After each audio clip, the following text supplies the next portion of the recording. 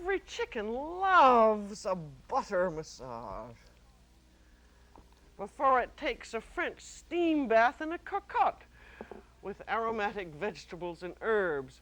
See, this bird got the full treatment when we do chicken en cocotte next time on The French Chef.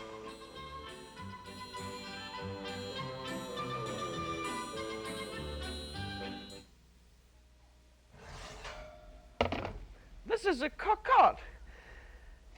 And here is a chicken. It's quietly baking in buttery, herby, aromatic vegetables, and it just smells absolutely divine.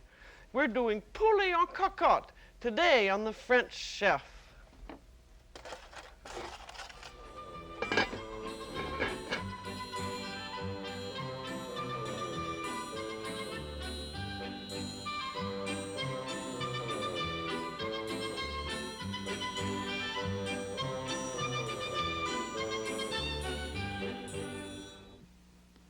The French Chef is made possible by a grant from Hills Brothers Coffee Incorporated and a grant from the Polaroid Corporation. Welcome to The French Chef. I'm Julia Child. I just love whole roast chicken. It just looks so handsome on the table and it tastes so juicy. I think I like it whole much better than any way that you can do a cut-up chicken. And I've got here a nice 5-pound medium-sized roaster. And when you buy a chicken, be sure that you look at the label, because the younger ones say broiler, and then an adolescent says fryer, and a little older one says roaster, and they have a more developed and mature flavor. And that has something to do with age, because it's like the difference between adolescence and maturity. And you can always tell how old a chicken is by feeling its breastbone. You see, there's its neck. And then you feel along here, along the breast, and the bone is very hard. As you get to the tip of the breast, if it's still a young chicken, the tip moves because it's cartilaginous.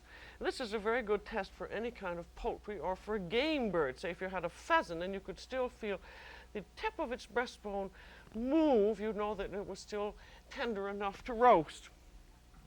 And also, when you buy a chicken, there are all kinds of treasures inside of it. And when you buy it, the weight always includes these little kitchen treasures, which includes a package of giblets, all neatly wrapped up in paper. And that includes the neck and the gizzard, usually the heart, and the liver. And these, don't throw these away, because these all can be used. You'll see what we're going to do with these various things as we go on. And then also you'll find, usually particularly in a roaster, that attached to the inside of the vent, there's some nice pieces of chicken fat. And these you can use. You can render the fat out and use that for cooking eggs in or for basting. And so that's very useful to have. And then, though the chicken always says ready to cook, you just can't cook it this way with all the legs and arms flopping around. You have to also do something with them, and then you should look at it very carefully and be sure that all the feathers are out. You see, there's some little feathers there in the legs that haven't been gotten out. Usually these are beautifully cleaned and you don't have to worry about anything, but look it all over carefully and make sure that everything is the way it should be. And then you'll notice this little sort of business here at the edge of the elbow. That's just a hard little thing, and you should just cut that off and add that to your giblet pile. And then, if you have little feather follicles that sometimes stick in, these you can pull out with a knife. I didn't notice those when I was at it. And if it has little hair sticking out, you can turn it over flame, and that burns the hair out.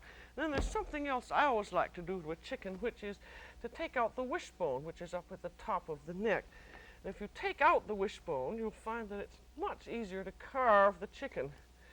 Just take a sharp little knife and cut up right against the wishbone on either side. And loosen the bottom.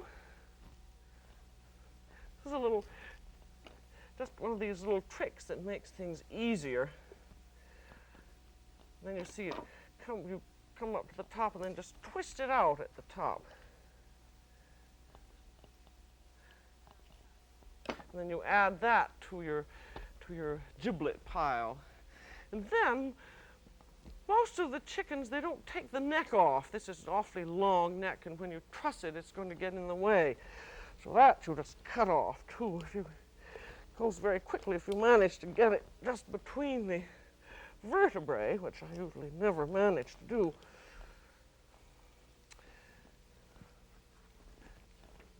I'll have to take my big knife and whack it. I don't know why they don't cut the neck off a little better than that, but they never seem to.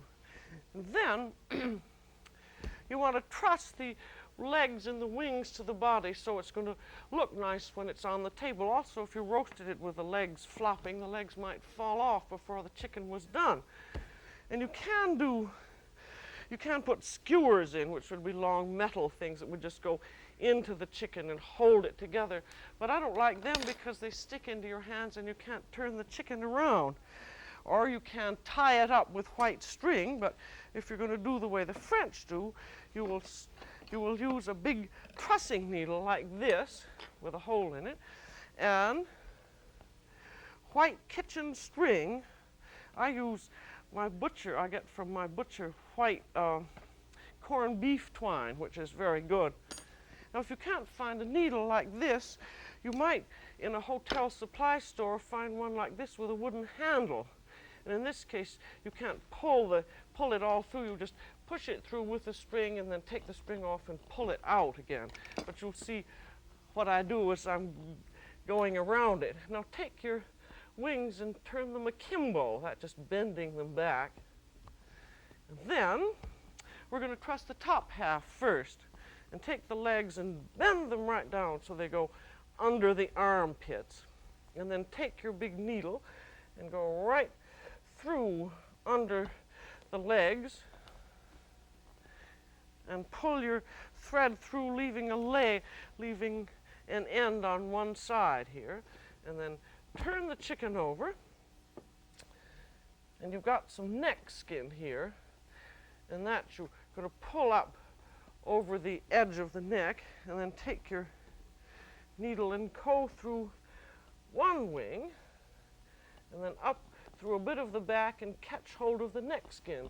If you don't have enough neck skin, that's just too bad. You don't have to have the neck skin, and some of them don't. Now you've gotten it through there. Now take your needle again and go through, again, catching the backbone in the skin and going through this other wing.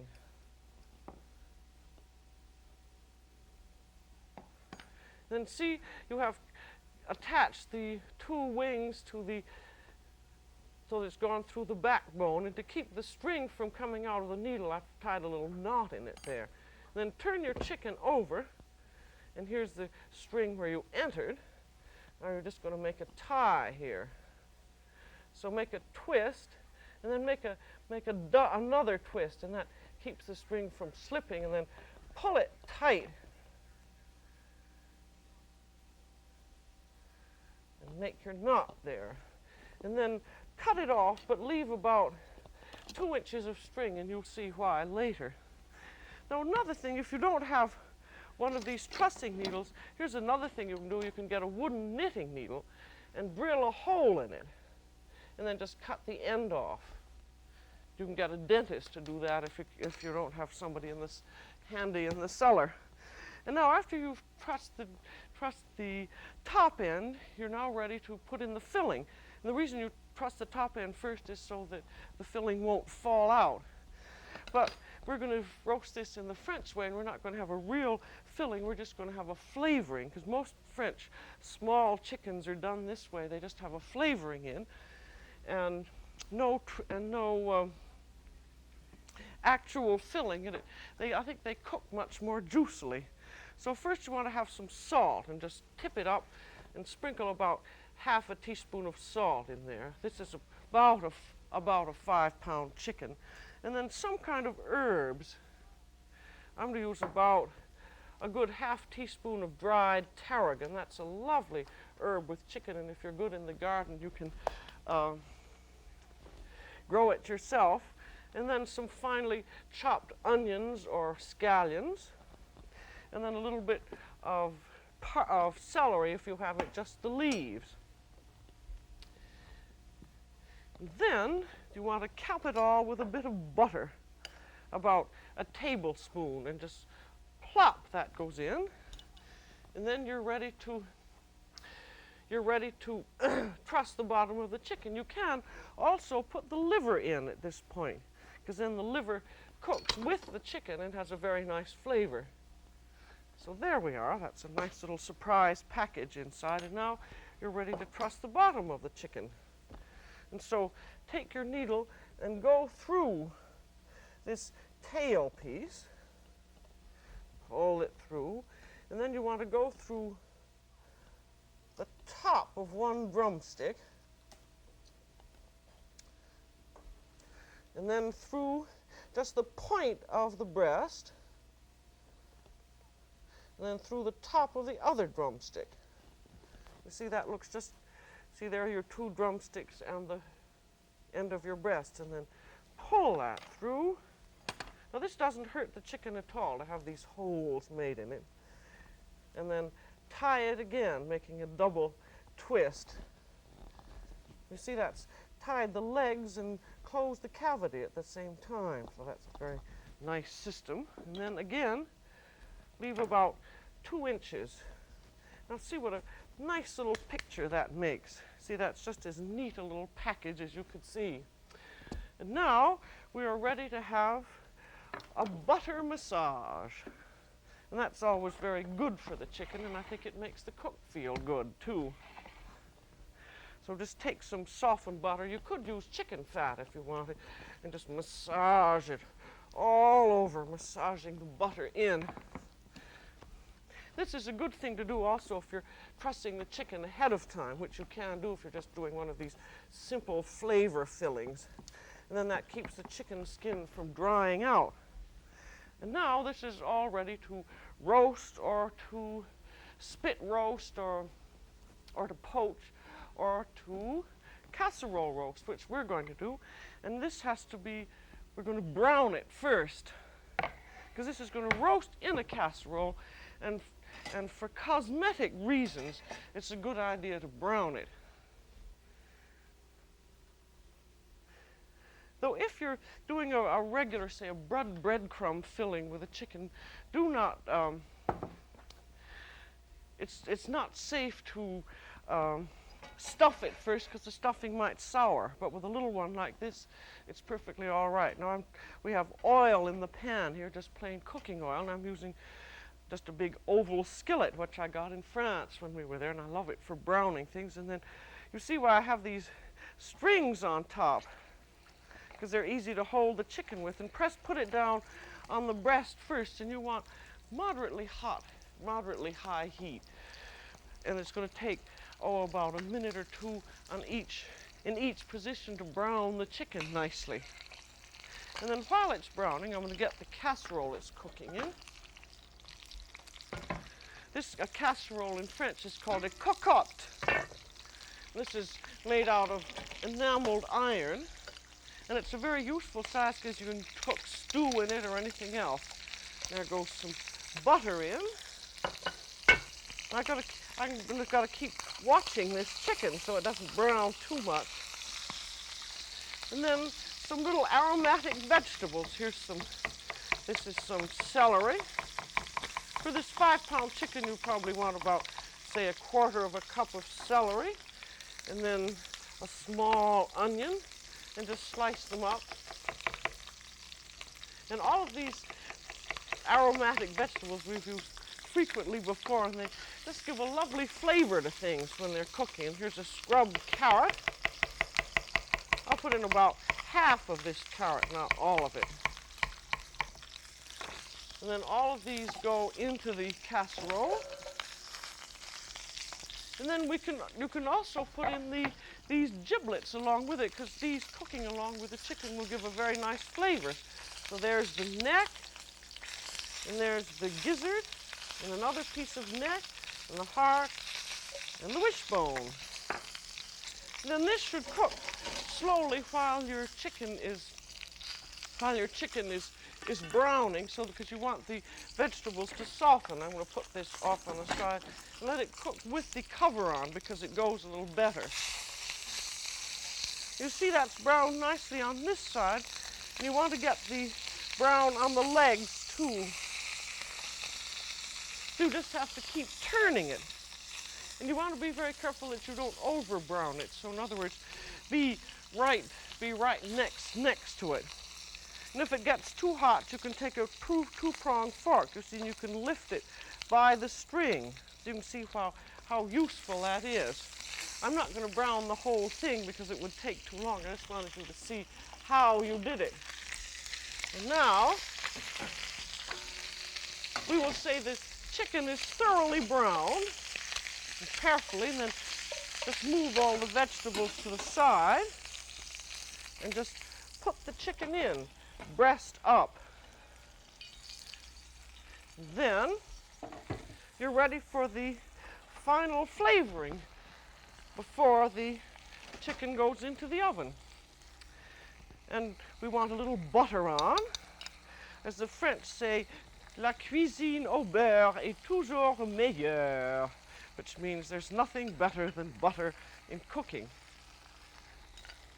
And then we want some salt and some herbs again. And I'm using this coarse or kosher salt. And I'm going to put in a good half teaspoon and just sprinkle it all on. I think this is very nice salt to use because it doesn't dissolve too quickly. And then a little bit more of the herbs that you're using, because this is all going to flavor the chicken up. I'm just going to sprinkle them around. That's probably about a teaspoonful. And then, because you want it to cook in a very slow, steamy way, you want to cover it with some foil. But here's another use for this chicken fat. You can also add the chicken fat onto the chicken, onto the breast, and that bastes it and also gives a very nice flavor. And then you want to put on some aluminum foil. And this is just so that it's going to make a very warm, steamy bed for the chicken. And you're not going to have to baste it at all because it's just going to, because the butter on it and the steam in it is going to cook it perfectly well. Now you can't brown it first and then take it off heat and let it cool off and then refrigerate and then bake it later. This is if you don't have a regular stuffing in it. But if you just have this flavorful, just flavor stuffing, and you can brown it and set it aside and then bake it when you're ready. But as soon as you're going to bake it, be sure that you have heated your casserole up.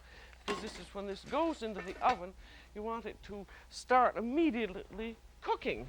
And if the casserole is cold, that means it will take a little while for the casserole to heat up. And this is going into a 325-degree oven. And that oven has been preheated. And come back in about 15 minutes. You want the chicken to cook very slowly. It's supposed to make sort of little clucking noises in the casserole. If it cooks too fast, because it still is a very tender chicken, it might break apart.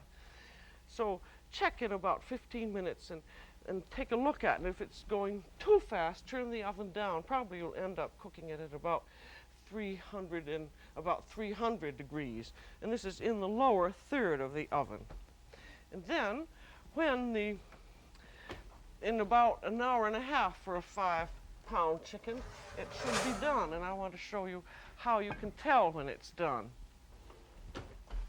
I have a twin casserole in here.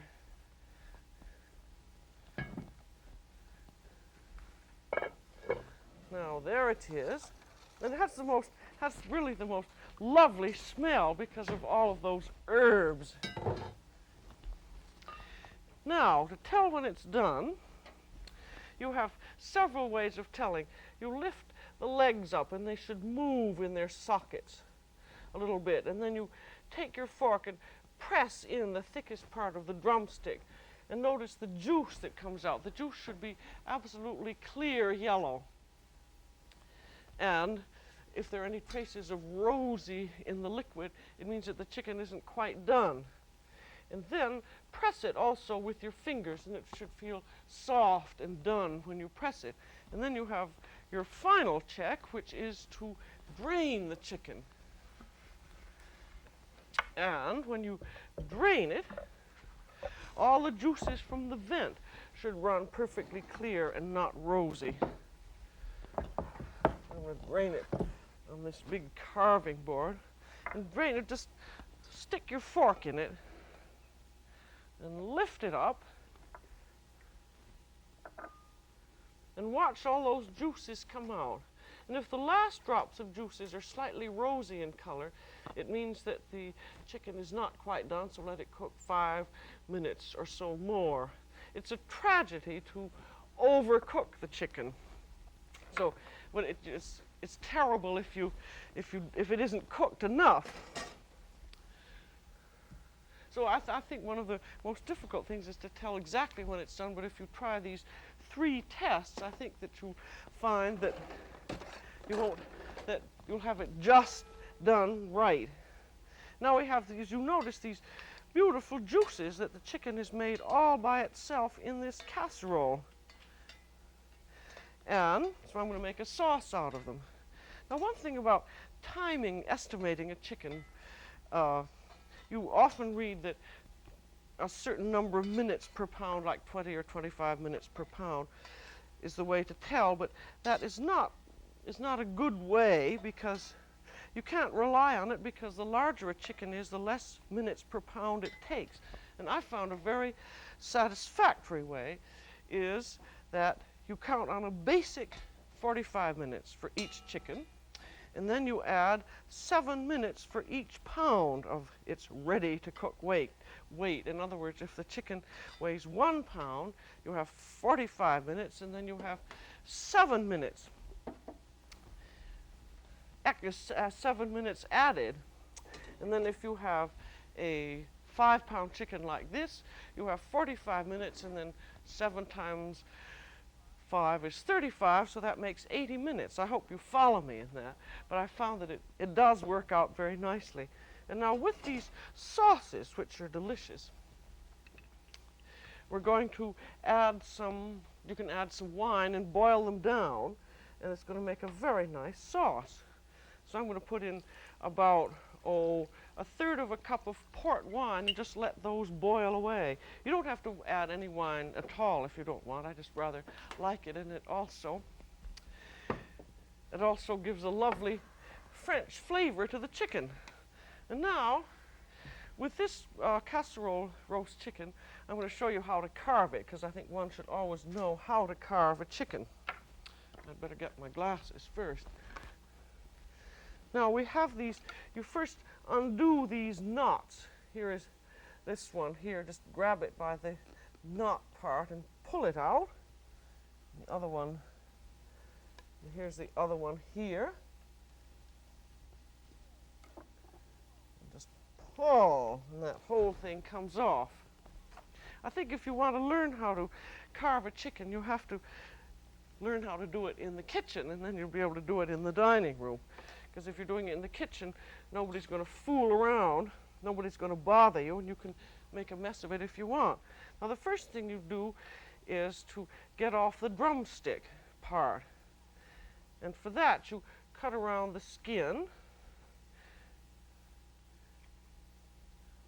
on each side, and then push the drumstick towards the tail, and it just breaks off. If it doesn't come off easily, it means the chicken isn't quite done. And then cut your drumstick in half. There's your drumstick and second joint. This is a lovely, juicy chicken. In other words, it wasn't cooked too long.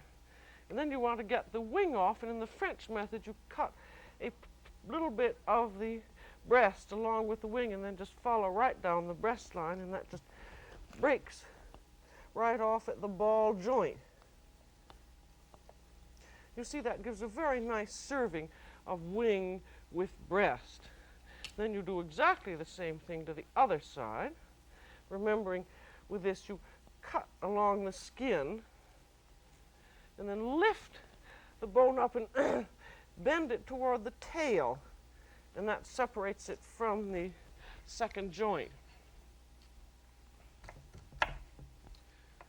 And then you do the same, take the wing off on the other side along with a little bit of the breast, say about a third of it. Be sure that you have a nice sharp knife, and then scrape it off down there.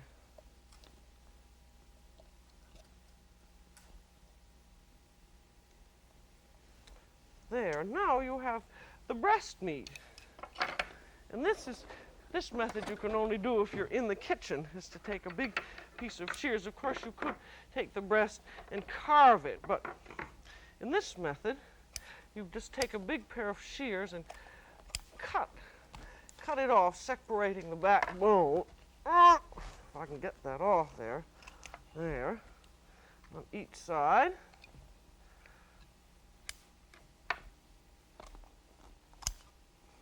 These are some big shears I got in France, and they're very nice for the kitchen. So there we have the breast separated, and there is our little bit of liver all beautifully cooked. And now, to separate the breast, what the French do is just to cut it in half. So I always take a great big knife and center it and go wham! There. I don't think that would work very well in the dining room. And so now the chicken is ready to go onto the platter. Now here, well, this is very nice. You take your back, and that's going to be, you're going to use that as a base so that you can arrange all the chicken right around, and it's going to give a very handsome effect. There are your drumsticks. I'll put one at each side. And here's a bit of wing. That's a lovely serving piece, that wing with the part of the breast attached. And here is the second joint. There's another second joint. There's the rest, another wing. And there's the breast. And there's another bit of the breast. And then you have all these lovely juices. And these you just pour right over the chicken.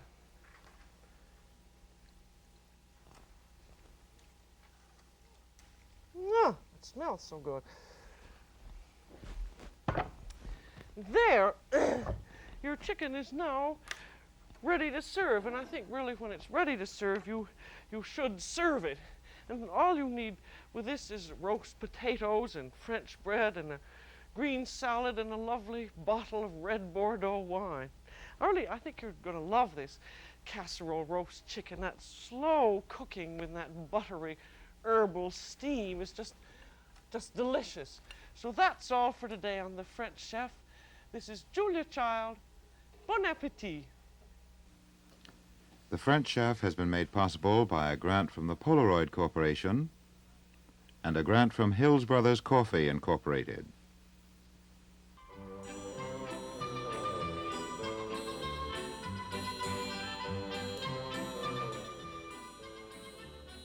Julia Child is co-author of the book Mastering the Art of French Cooking.